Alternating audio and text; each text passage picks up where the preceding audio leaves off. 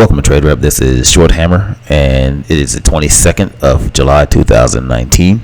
We're taking a look at BA.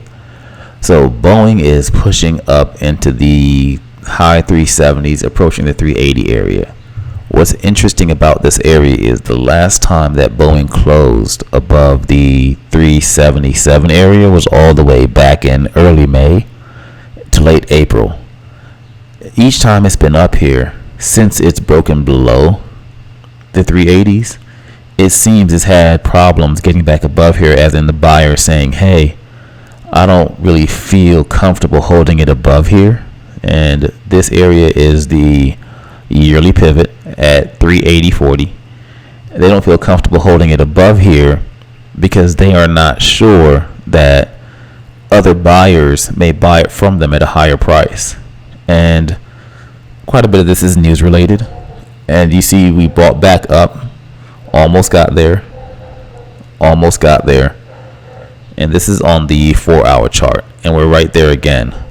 Now, can we break through the 380s and really clear the 380s altogether and regain some of this upside? We've tried, but we really, on Boeing, need to go ahead and get back above that 400 level and start to buy back the positive vibe, positive momentum. As long as we're down below these 380s, this rally could sell off. So we'll see how the buyers feel. If they feel that there's more upside, if they feel that there's a greater chance that we can really accelerate to the upside, or if they feel that this bounce and this run might be over.